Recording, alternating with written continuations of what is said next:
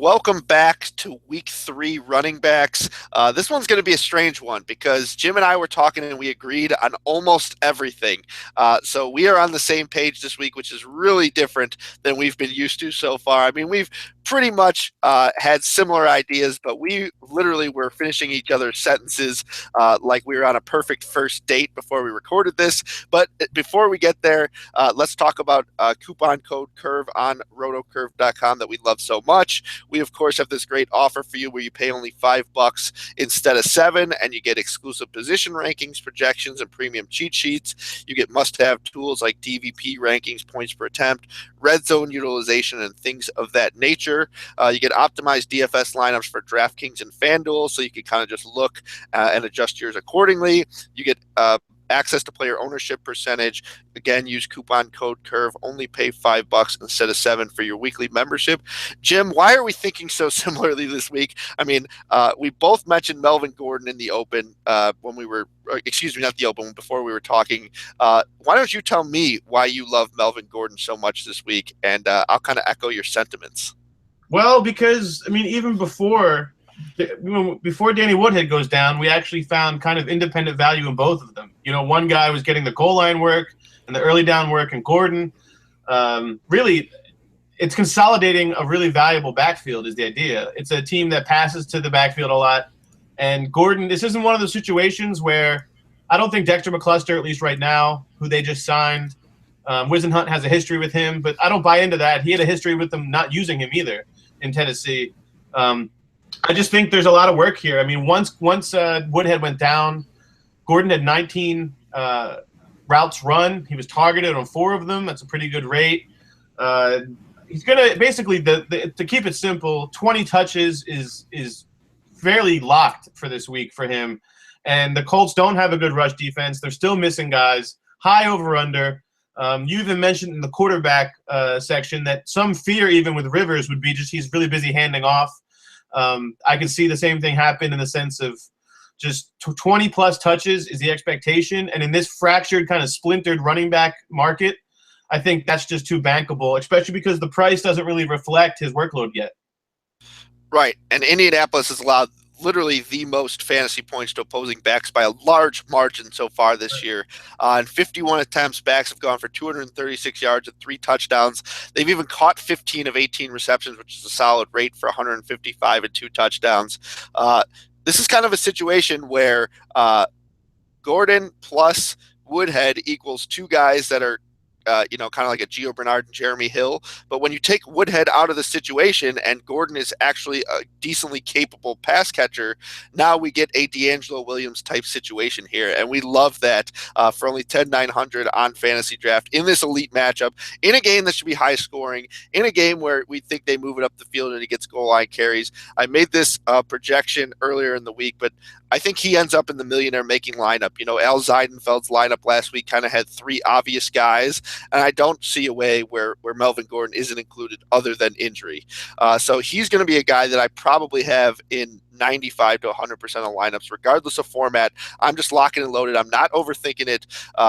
While I think a lot of people will be on like the Jerick McKinnons of the world, Melvin Gordon is my guy. But let's talk more about cash games, because you got to start at least 2 running backs on most sites, if not all sites. I don't think I've seen one where you don't have to.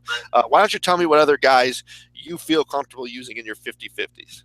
Well, again, another beneficiary of injuries. We had a really rough week in week 2 in the injury report. Doug Martin's out for multiple weeks for Tampa. I know the LA Rams might, because of that defensive front, might seem like a team to avoid. But actually, only the Falcons and Panthers have given up more receptions to running backs over the last, since the start of last season. They've given up 114 receptions. Teams are completing 75% of their targets for running backs. I think Charles Sims, to mention his name, would be a guy that I like in cash. I just think the floor is high. Again, like Gordon, the price isn't really relatively reflecting the uptick because the way the news came out after they set prices. And with Sims, it's really just he really matches well on rosters, on Fantasy Draft, on DraftKings, on these PPR formats. I think 5 or 6 receptions, especially against that pass rush, is really nice, not floor, but expectation. And then, the potential for him to not take the job over, but to have 100 total yards is really, really high.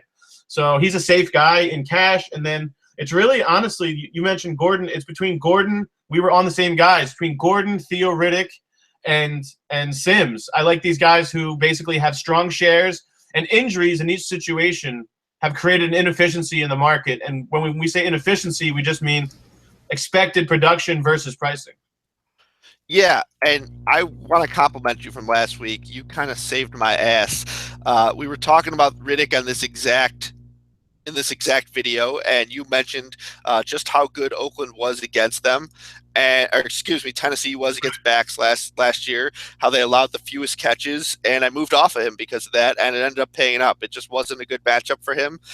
This week, it's kind of a similar situation where Green Bay allowed the fourth fewest, but I just think that this one has all the makings of a shootout in Lambeau, especially has the makings of the Lions getting down early. So while Green Bay was tough against backs, Riddick is now got to be catapulted into more of a running role as well.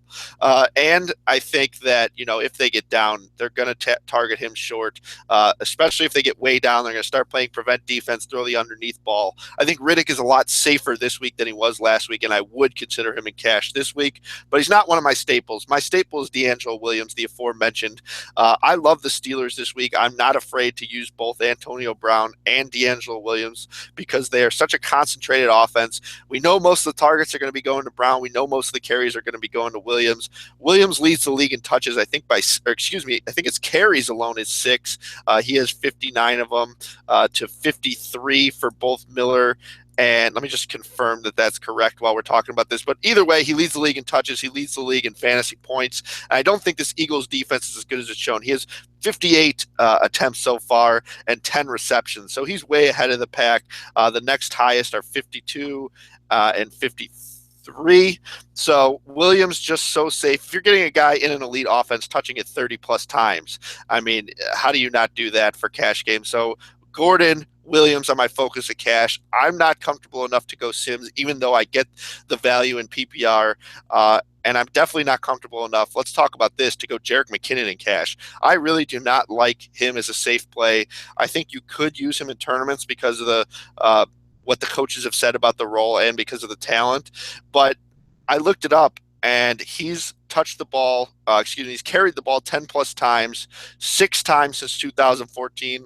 He's scored 0 touchdowns in any of those games. He's averaged 77 yards and 2.3 catches. So that's not really anything worth going nuts for, even if he is cheap. I mean, in football, we're looking for value, but we're also looking for the highest overall, flat score.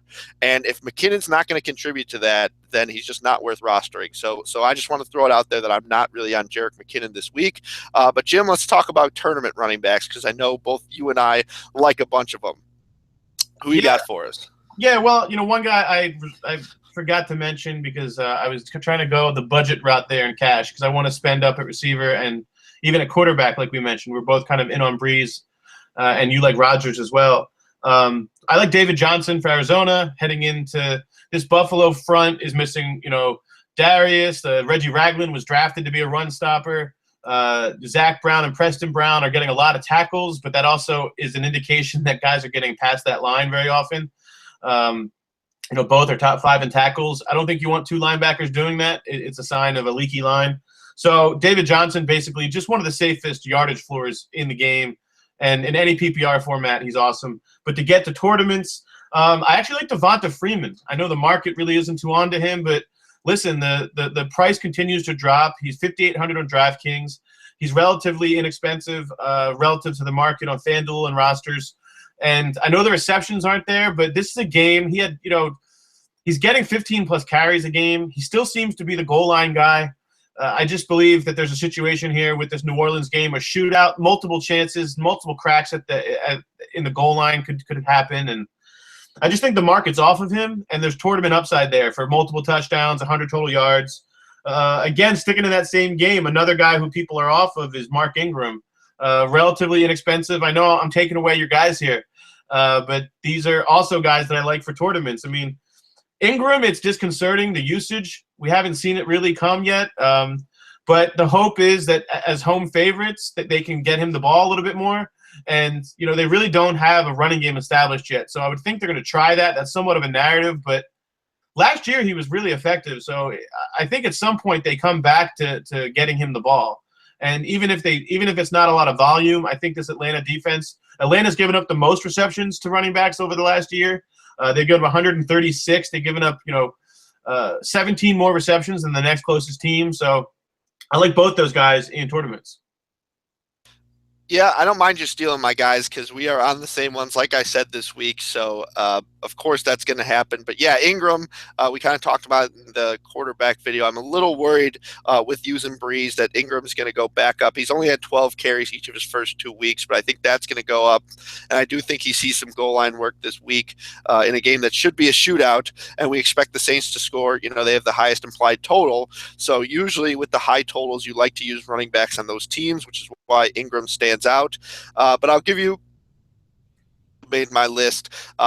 If we like McKinnon, we can use him. But I actually think Matt Asiata in tournaments is the guy I want to use because this is a guy who's scored plenty before. He's had multiple 3-touchdown games, filling in for Adrian Peterson. If McKinnon is not going to find the end zone, then Asiata might be the guy. So not only does he do that, but he plays on some passing downs. He's kind of their third down guy as well. So on sites like DraftKings and Fantasy Draft, where we could potentially get a touchdown out of him or a few receptions or both, they're both pretty cheap. So I think that's a route you could certainly go. Beyond that, I know we didn't talk about it. I kind of like Justin Forsett this week in a matchup against a defense that I definitely think is beatable in Jacksonville. I talked about it, that they were just so bad last week that they really opened my eyes that people need to be started against them. I do think Forsett's the back who gets more of the carries, or at least enough to matter. His price tag on DraftKings is just beautiful at $3,900. So that's the site to deploy him. And we kind of talked about Shane Vereen, how he played a majority of the snaps last week. I know Rashad Jennings injured his hand, but he still has a cast on his hand, and he's gonna supposedly play without it this weekend. But I worry about a running back with a bad hand who's not able to hang on to the ball. I mean, that's bad news to me. So Vereen in a game that we think is going to be a shootout against a Washington defense that has, allowed both yardage and points so far this year. And we know that Cousins is going to be throwing. It might be a game where they just start mimicking each other, start throwing. Vereen's that guy. I mean, at only 3,700, he's a guy who's got 5, 6, 7, 8 reception potential. If he's going to get the inside runs as well, I think there's a lot of potential there. I do want to mention one guy that I don't like because I think people are going to be on him this week is Isaiah Crowell. Even against a Miami defense, I think this is we kind of see a Case Keenum effect here with Cody Kessler behind center, where he pretty much ruins the effectiveness of everyone else around him because teams know they aren't going to be passing and they know Crowell's looked good in 2 straight weeks. I think people are going to go back to the well to him one more time and it's going to be too late. But the only other guy that I want to talk about, because you nailed Freeman averaging more yards per carry. Coleman only looked good last week because he scored from 13 yards out. Otherwise, it would have been a mediocre day. The only other guy I like is Frank Gore against a San Diego defense that is really, really bad against the run. We do expect to see some Andrew Luck in this one, but I do like Gore as well. Did we miss anyone at the running back position that you want to talk about? No, we covered it. I mean, one guy would be Kristen Michael. I always mess his name up. It's a pretty simple name. Kristen Michael. I think for the Seahawks, with Rawls banged up, he's getting some receptions. It's really only a tournament play because it's clearly a pretty muddy backfield. But I just think, as home favorite, you talked about Wilson in the quarterback thing, in the quarterback video. Wilson looked really limited to me still with the ankle. Again, he's another week removed, so if he's better, then this kind of is kind of moot. But I think there could be a situation where they do a lot of dump offs like they did last week, and Michael's just a tournament play only. Yeah, and I'm looking at my notes. I skipped over a very important name, one that I tweeted about, Ezekiel Elliott against the Bears. I actually think this is a guy, he was, the top of my tournament list, and I just went over him. This is my tournament guy right here. Let's be clear. I like Freeman, but Ezekiel Elliott against the Bears. I mean, the Bears last week lost Eddie Goldman. Lamar Houston tore his ACL. Danny Trevathan's out. So those are literally 3 of their best defensive players, if not, the 3 best. So Ezekiel Elliott going against a front 7 that is really banged up. I mean, Matthews and Sproles aren't exactly the prime example, but Ezekiel Elliott going behind that elite Cowboys offense that will be blocking a bunch of backups. I think he's good by default. With his talent, I think he could be great in this matchup. He's scored in each of his first 2 games. He looked better last week, so I think he only continues to get better as they move on. I think this could be the first 100-yard day for Elliott, and I'm projecting a touchdown as well. So if you're pivoting away from D'Angelo Williams, or maybe even complimenting D'Angelo Williams in tournaments and going 2 expensive backs, I really, really, really like Ezekiel Elliott this week. Jim, any final comments? No, that's it. I mean, I think it's a good week. These are some solid names to establish. It's tough to get too creative, I think, at running back this week. There's some obvious ones that stand out, like we've mentioned. And I think it'll be more interesting when we get into wide receivers. Yeah, we didn't mention names like Fozzie Whitaker and things like that with guys sitting, even though Stewart's out, but that's because I don't think we like him. That was all game flow. I think even when Stewart's a really talented back, actually, like on tape and elusive rating and all those things, missing tackles, but they don't ever feed him even. So I think that was all game script last week. I think this game bodes to be closer. Minnesota's a good rush defense. I think Fozzie's fine to pick up in desperations and in season-long leagues, if you're desperate, but I don't see the reason on an open market why we would pay for him. Right, and there's 3 backs, and Newton's the goal line back, so I'm just avoiding that. And that's all we got for you this week at running back. It is going to be an interesting one. If we had one thing to say, it's use Melvin Gordon. Actually, let's go to our favorites because we usually do that. So let's just give me your favorite tournament guy and your favorite cash guy in any order. Okay, favorite cash would be Melvin Gordon, keeping it simple. And then, favorite tournament guy would be Devonta Freeman, just because I think there's kind of an inexpensive way to get into that shootout. Yeah, and I'm going to give you co-guys for each. I'm going to go Melvin Gordon, who we both love, and D'Angelo Williams for cash games. And for tournaments, I'm going to go with Devonta Freeman and Ezekiel Elliott. I think those are the guys. You kind of stole my Freeman thunder, but I'm on him just as much as you are. So that's all for us in running backs. Don't forget, promo code CURVE, save $2 on weekly premium membership. This gets your rankings, projections, cheat sheets, DVP rankings, points per attempt, red zone utilization. I could go on and on, so you see the value there. You get optimized DFS lineups for DraftKings and FanDuel. You get access to player ownership percentage, so why wouldn't you use the promo code CURVE and only pay $5 instead of $7? We will keep on rolling and bring you out the wide receiver video for week 3 shortly.